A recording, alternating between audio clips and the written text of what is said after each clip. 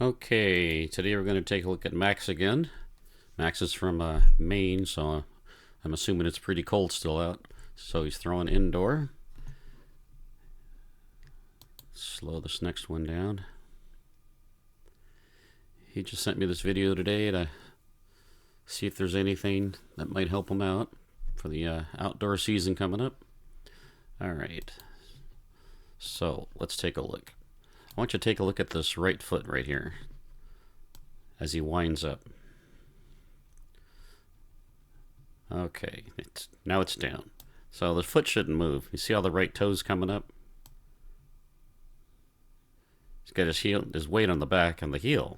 And you can see this foot rotate in a little bit. So keep your weight over the front of your toes here, not on your heels. Kind of like a front squat. Think of it that way a little bit. Okay. You can see right here, you see the right foot turn again. Okay, so it's not locked in. You want that to lock in so that you can get the separation up here in your upper body. Alright, so I drew this yellow line here, kind of between your feet. Right here. So that's your center line. That's going to come up later on. Alright, coming out of the windup, what I like to see here is the horizontal left arm and shoulders rather than coming up like this. Rather see everything coming around this way. Nice and level.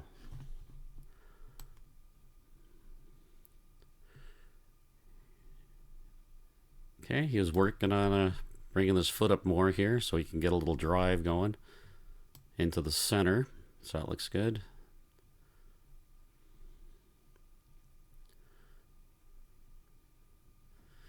You can see the eyes. I like to see the eyes starting to come down as this left shoulder comes down, left elbow.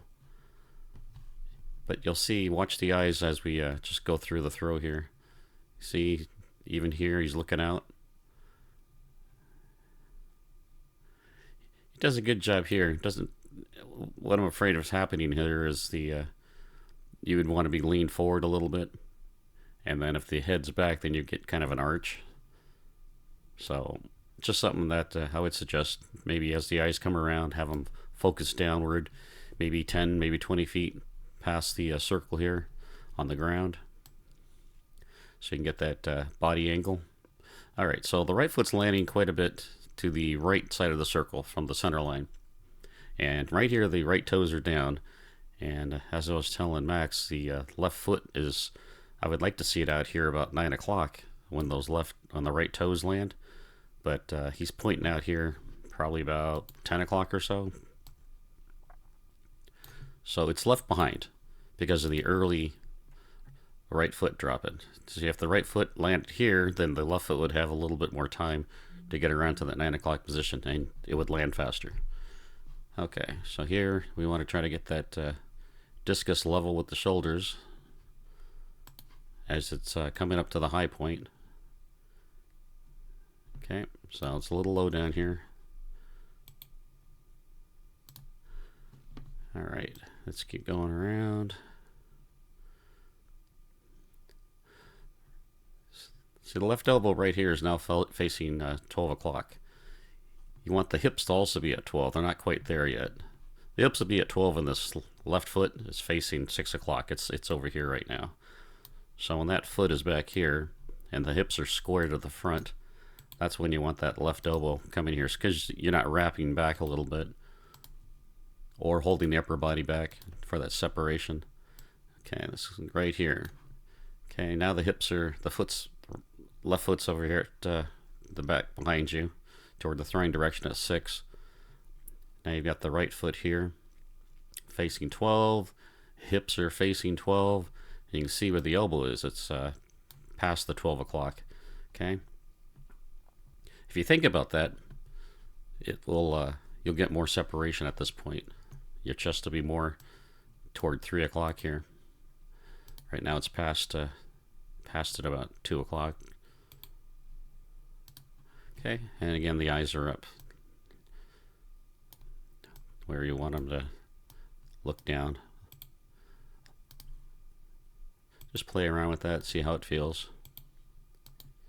You can see here you got the shin here again, because usually I see that if the foot lands too soon and too far to the right, your weight kind of throws you off to the left. And you can see the weight's on the outside of your foot here. It's going to make it a slower turn. You want that weight on the front of the foot, on the big toe. Okay, on the ball of the foot, but more into the inside. But at least the knee is over, so it's not behind. That's because you keep the foot turning as you land. As soon as you land, see, you're right into the turn. It's good. Good heel toe position here. Like I was telling you, at this point you're very horizontal. I like to see the left down a little bit and the discus up. What I'm seeing here is your posture is very vertical. I like to see the chest over the upper thighs here a little bit more of an angle. I showed you examples of Valerie Allman and Alekna doing that, where the left shoulder's down and they're a little more leaning over. That'll keep you from falling back, as you'll see in the next couple of slides here. See how your body's angled off here to the left. Then you get this bend in your waist on the right.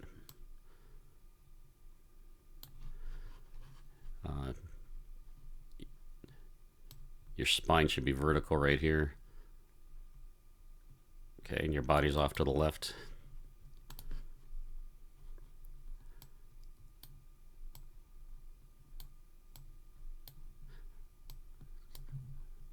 See if I can grab that line there.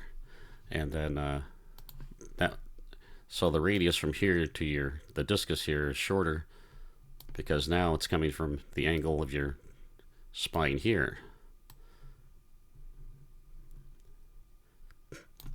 Okay. It's bringing the discus in closer to your body. So if you're more vertical here, that'll be more stretched out, because this is the axis you're going to rotate around, this vertical axis. Okay.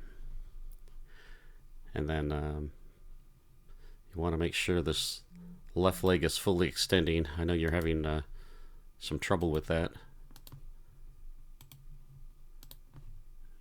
Trying to get it extend into the block. So I can't tell here. It almost looks like it's bent a little bit. So get a nice solid left there. I know you're working on getting the left heel down, so you can rotate around.